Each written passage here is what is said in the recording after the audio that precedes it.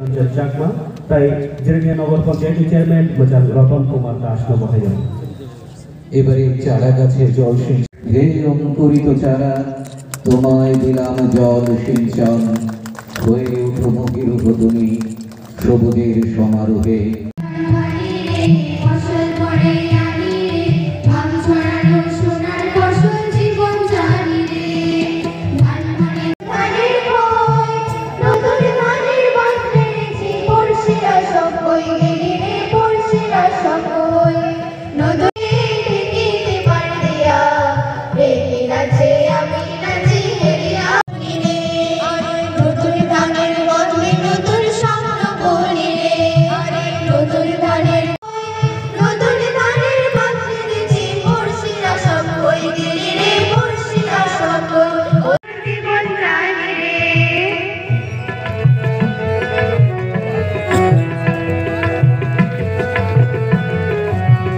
থেকে সম্বর্ধনা প্রদান করছি।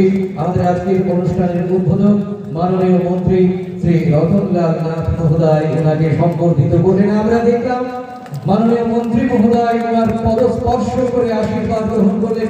এই চিত্রটার জন্য একবার জোরে চলুন, আমরা এত জোরে করতালি আশা করব।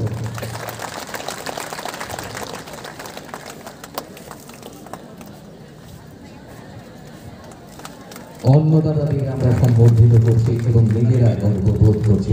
এবারে জিরানিয়া পঞ্চায়েত সমিতির শ্রদ্ধেয় চেয়ারম্যান শ্রী প্রীতম দেবনাথ মহোদয়।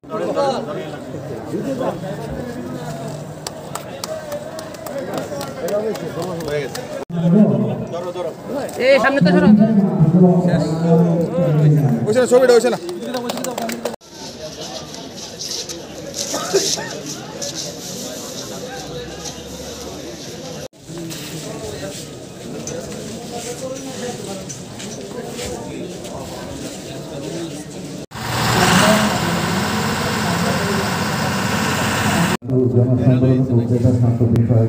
মাননীয় মন্ত্রী শ্রী সুশান্ত চৌধুরী মহোদয় অল্প কিছুক্ষণের মধ্যে আমাদের মাঝে উপস্থিত হাতে তুলে দেবেন।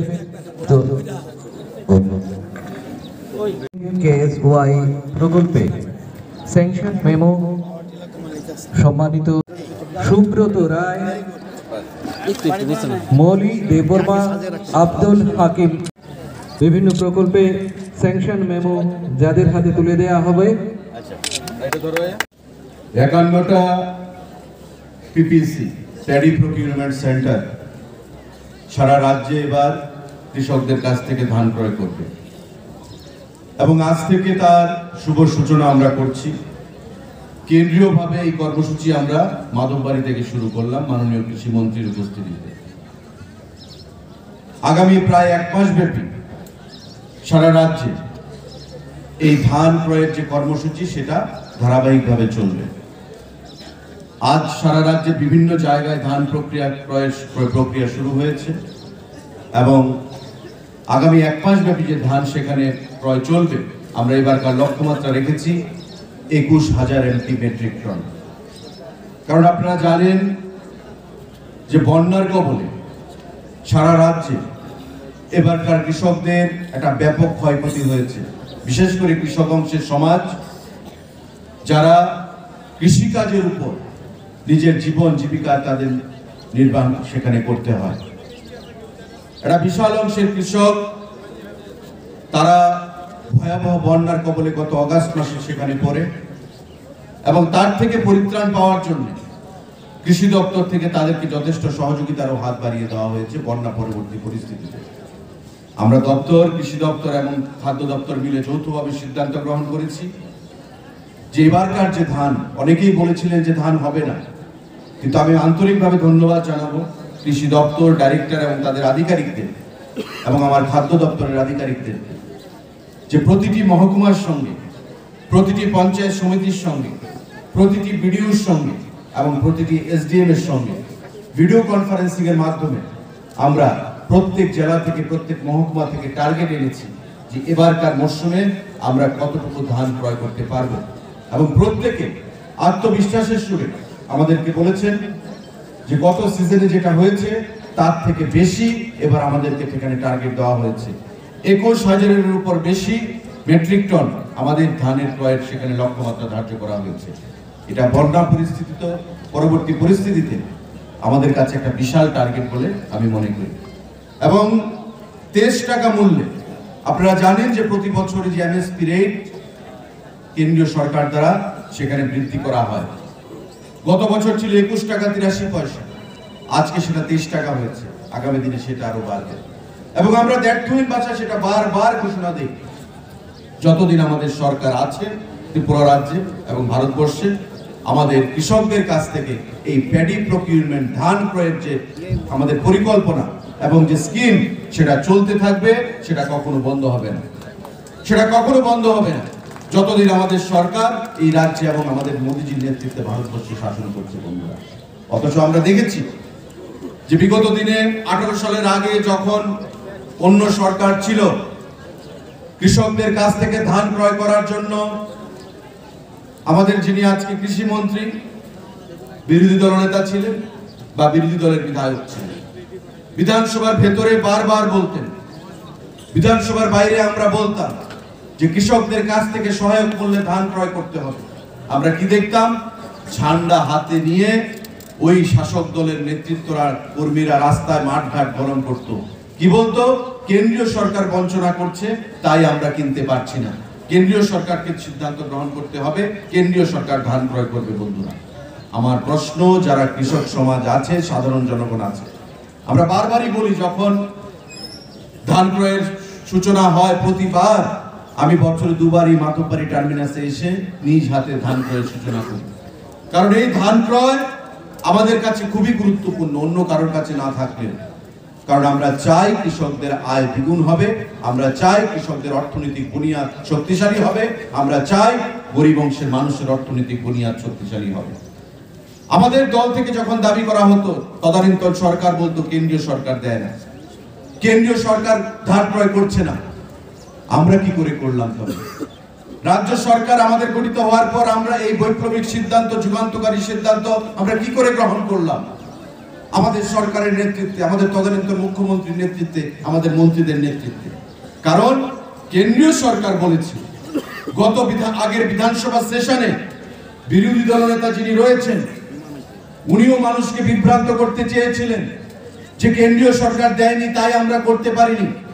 আমি খাদ্য দপ্তর থেকে কাগজ দিয়ে ওনাকে মানুষের বিধায়কদের সামনে বিধানসভার ভেতর প্রমাণ করে দিয়েছিলাম যে কেন্দ্রীয় সরকার এই কথা বলেনি। কেন্দ্রীয় সরকার বলেছিল যে ডিসিপি মোডে, ডিসেন্ট্রালাইজড প্রকিউরমেন্ট সিস্টেম মোডে রাজ্য সরকারকে ধান ক্রয় করতে হবে, কেন্দ্রীয় সরকার রিইনভেস্টমেন্ট করবে, টাকা ফেরত দেবে। অর্থাৎ রাজ্য সরকারকে সিদ্ধান্ত গ্রহণ করতে হবে ধান ক্রয় করার, কেন্দ্রীয় সরকার শুধু টাকা দেবে, যে টাকা রাজ্য সরকারের খরচ হবে সেই টাকা কেন্দ্রীয় সরকার রিইনভেস্টমেন্ট করবে, অর্থাৎ ফিরিয়ে দেবে রাজ্য সরকারকে। অথচ তদানীন্তন মুখ্যমন্ত্রী মানিক সরকার, তাদের মন্ত্রীরা এবং বর্তমান বিরোধী দলনেতা জিতেন চৌধুরী কি বলেছেন? যে কেন্দ্রীয় সরকার সহায়তা করেনি তাই আমরা ধান ক্রয় করতে পারিনি। আসলে কেন্দ্রীয় সরকার বারবার বলেছে যে আপনারা ক্রয় করুন, আমরা আপনাদের অর্থ দিয়ে দেব, রাজ্য সরকারকে সেই সিদ্ধান্ত গ্রহণ করতে হবে। আপনারা করতে পারেননি 25 বছর থেকে। আমাদের সরকার যে সিদ্ধান্তগুলো, রতনদা তত শিক্ষামন্ত্রী ছিলেন, প্রথম ক্যাবিনেটে যে সিদ্ধান্তগুলো গৃহীত হয়েছিল, আমাদের প্যাডি প্রকিউরমেন্টের সিদ্ধান্ত ছিল তার মধ্যে একটা সিদ্ধান্ত। প্রথম ক্যাবিনেটে যে সিদ্ধান্ত গ্রহণ করা হয়েছিল, আমাদের এমবিবি বিমানবন্দরকে মহারাজা বীর বিক্রমের নামে উৎসর্গ করার সিদ্ধান্ত গ্রহণ করা হয়েছিল 18 সালে আমাদের সরকার গঠিত হওয়ার পর। বন্ধুরা, এবং আমাদের দেশ কৃষি নির্ভর অর্থনীতির দেশ, যেখানে কৃষকদেরকে অন্নদাতা হিসাবে আমরা চিহ্নিত করে থাকি, এবং সেই উদ্দেশ্যকে সফল করার লক্ষ্যে 2018 সালে সরকার গঠনের পর আমাদের এই বৈপ্লবিক সিদ্ধান্ত যা সরকার গ্রহণ করে কৃষকদের কাছ থেকে সহায়ক মূল্যে ধান ক্রয় করার, তারই অঙ্গ হিসাবে আজকে এবারকার মরশুমে সারা রাজ্যে কেন্দ্রীয়ভাবে ধান ক্রয়ের সূচনা এই মাধববাড়ি বাস ট্রাক টার্মিনাস থেকে আমরা শুরু করছি। আমাদের সঙ্গে মঞ্চে উপস্থিত রাজ্যের সরকারের অন্যতম মন্ত্রী, কৃষি ও কৃষক কল্যাণ, বিদ্যুৎ দপ্তরের এবং আমাদের প্রেরণা সম্মানিত রতনলাল নাথ মহোদয়, উপস্থিত আছেন জিরানিয়া পঞ্চায়েত সমিতির চেয়ারপারসন, আমার পূর্ববর্তী বক্তা স্নেহের প্রীতম দেবনাথ, আছেন রানীর বাজার, এবং তাদেরকেও বাঁচিয়ে রাখার দায়িত্ব আমাদের সরকারের রয়েছে। তাই আমরা নিজস্ব ক্র্যাশ ক্রেডিট অ্যাকাউন্ট থেকে খাদ্য দপ্তরে আমরা সেই টাকা প্রতি বছর প্রদান করছি মিলারদের জন্য বন্ধু। সুতরাং যৌথভাবে আপনার আমার প্রত্যেকে এই সরকার জনমুখী সরকার, এই সরকার of the people, by the people, for the people সরকার, এবং এই সরকারের কর্মসূচি নিয়ে বিগত দিনেও আপনারা দেখেছেন শুধু কেন্দ্রীয় বঞ্চনার কথা বলা হতো, আজকে কিন্তু কোনো কেন্দ্রীয় বঞ্চনার স্লোগান আসে না, কারণ ডাবল ইঞ্জিন সরকার আমাদের না চাইতেই সেখানে প্রদান করে দিচ্ছে। পরিকাঠামো দিক থেকে, কৃষির দিক থেকে, পর্যটনের দিক থেকে, প্রতিটা ক্ষেত্রে আমাদের রাজ্যকে ভারতবর্ষের অন্যান্য রাজ্যের সঙ্গে তুলনায় আমরা যেন এগিয়ে যেতে পারি, প্রতিযোগিতার মাধ্যমে আজকে কেন্দ্রীয় সরকার আমাদেরকে সেই সহযোগিতা করে দিচ্ছে।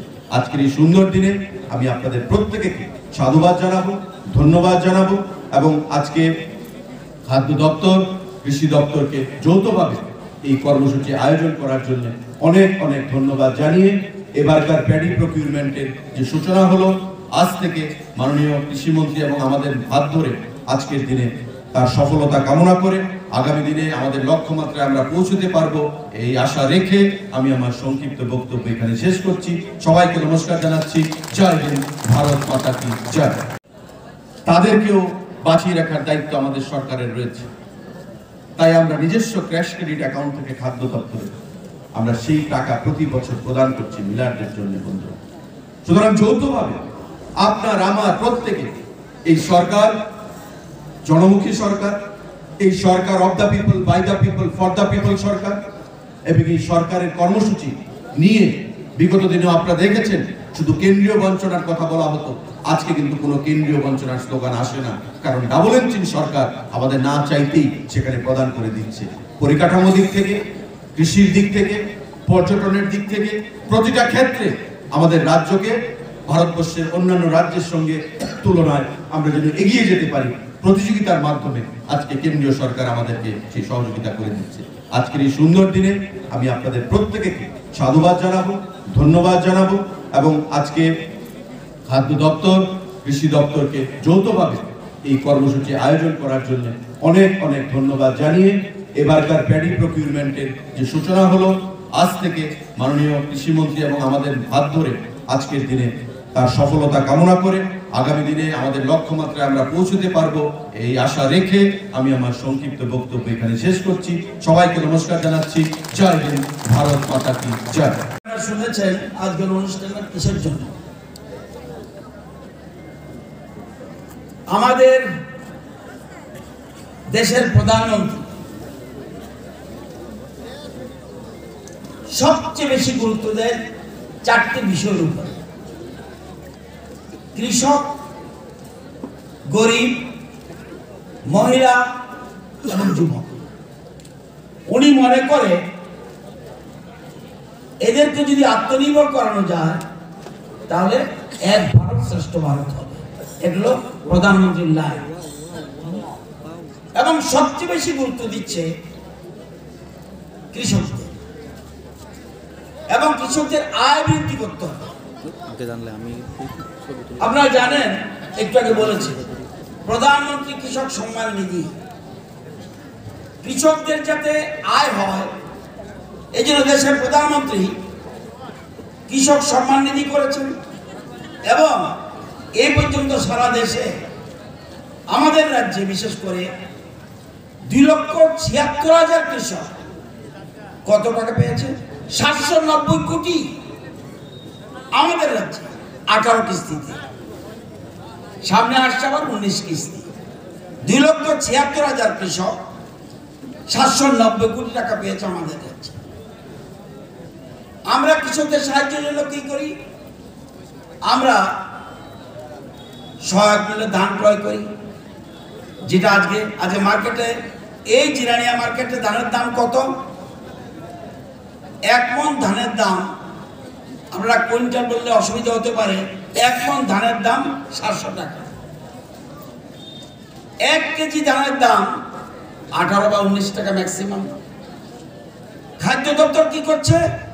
খাদ্য দপ্তর বা রাজ্য সরকার দিচ্ছে 23 টাকা পার কেজি, মার্কেটে 700 টাকা, এবং আমরা দিচ্ছি 920 টাকা। অর্থাৎ কৃষকদের হাতে টাকা পৌঁছক, তাদের সাহায্যের হাত বাড়িয়ে যাক। গেল আপনার প্রধানমন্ত্রী কিষাণ সম্মান নিধি, গেল সহায়ক মূল্যে ধান ক্রয়। এবার আরো সাহায্য করো, কিভাবে? ওই দেখুন মেশিনগুলি আজকে দেবে, কৃষি যন্ত্রপাতি দিয়ে তাদের সাহায্য করো, কৃষি বাজার তৈরি করে দাও। আপনাদের এখানে একটা মার্কেট হতে যাচ্ছে এসএন কলোনিতে, 2 তলা মার্কেট হবে। অর্থাৎ কৃষকদের সামগ্রী বাজারে এনে যাতে সঠিক মূল্য পেতে পারে, বাজার তৈরি করে দেওয়া। একদিকে প্রধানমন্ত্রী কৃষক সম্মান নিধি সাহায্য করছে, প্রধানমন্ত্রী সহায়ক মূল্যে ধান ক্রয় করছে, সরকার কৃষি যন্ত্রপাতি দিয়ে সাহায্য করছে, কৃষি বাজার তৈরি করে দিচ্ছে, সার বীজ দিয়ে সাহায্য করছে। ভারতবর্ষের মধ্যে কোথাও সারের সাবসিডি নাই, একমাত্র ত্রিপুরা রাজ্য। সারা ভারতে কোন রাজ্য সরকার সারতে সাবসিডি দেয় না। আমাদের ত্রিপুরা সরকার, যদিও আমরা কম দিচ্ছি, 60, আমরা বোধহয় 60 পয়সা পার কেজিতে সাবসিডি দিচ্ছি।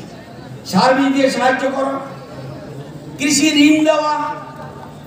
এ পর্যন্ত আমাদের সরকার আসার পরে কত লোক কৃষি ঋণ পেয়েছে? এ পর্যন্ত 3,72,000 কৃষক কৃষি ঋণ পেয়েছে ত্রিপুরা রাজ্যে। 3,72,000 শুধু আমাদের সরকারের পিরিয়ডে। এবং কত টাকা গেছে তাদের কাছে? 2025 কোটি টাকা কৃষি ঋণ দিয়েছে। কার্ড দিচ্ছি, আমাদের যেমন শরীর খারাপ হলে আমাদের ডাক্তার কাছে যাই, আয়ুষ্মান কার্ড আছে, আমরা দিচ্ছি। সয়েল হেলথ কার্ড, অর্থাৎ জমি কি রোগ হয়েছে, সব জমিতে সবকিছু হয় না, সেই জন্য যা হয়েছে হেলথ কার্ড দেওয়া হচ্ছে, তাদের যাতে সাহায্য করা যায়। আমরা মাটি পরীক্ষা করে দিচ্ছি, কুল চেম্বার তৈরি করে দিচ্ছি, গোডাউন তৈরি করে দিচ্ছি। অর্থাৎ কৃষকদের পাশে সরকার পাশে দাঁড়িয়েছে।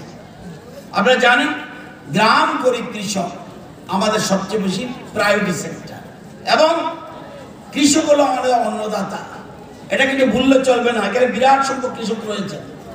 আপনারা জানেন সারা দেশে মানুষ কত? 140 কোটি, কৃষক কত? 20 কোটি পরিবার।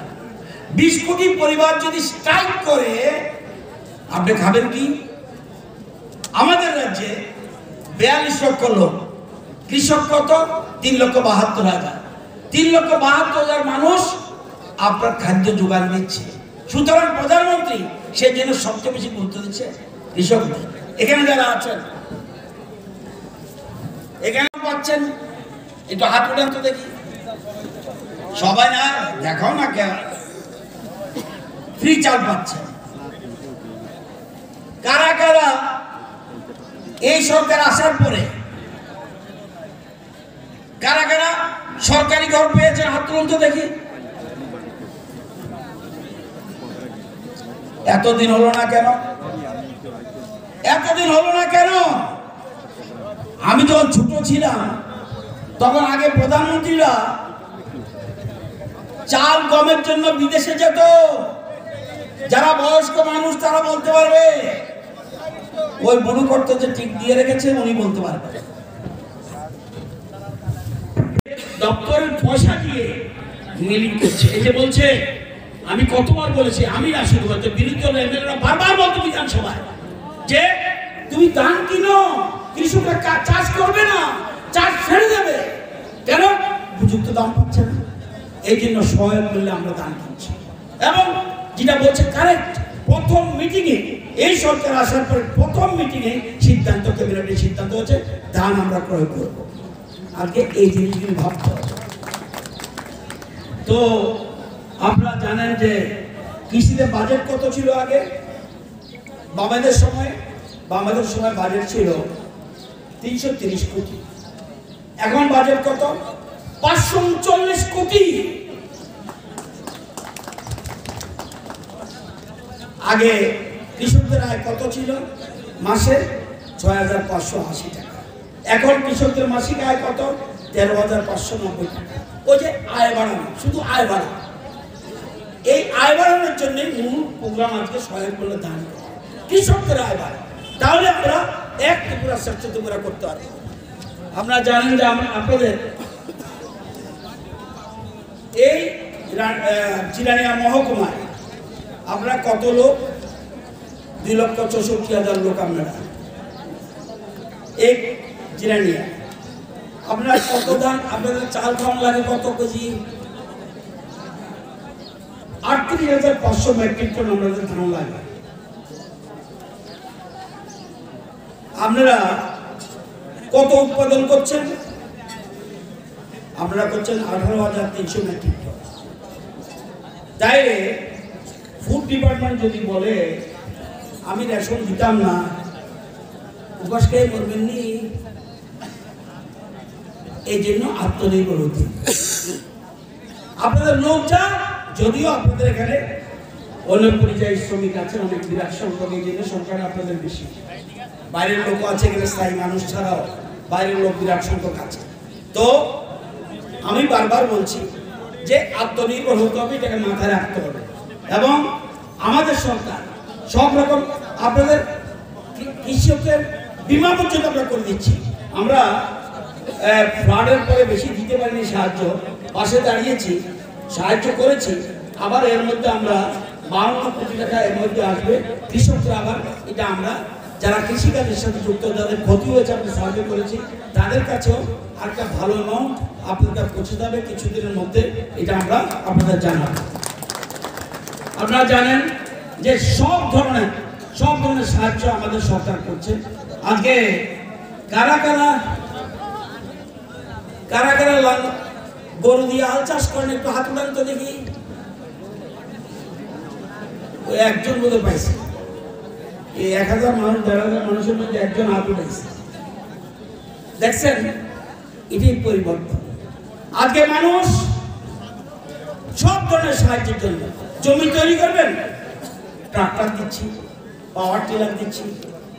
এবার চারা রোপণ করবেন, আমরা পেডি ট্রান্সপ্লান্টার দিচ্ছি। মেশিনে বসিয়ে দিবেন চালা, আমরা কি করেন? জ্বালানি করেন, জ্বালা মেশিনে বয়ে দিবেন, একটা করে পড়ে যাবে। এবং অল্প সময়ের মধ্যে কয়েকখানি জায়গা আপনি চারা লাগাইতে পারবেন। Subscribe to Tripura Info and press the bell icon so that you never miss any latest updates and news on Tripura.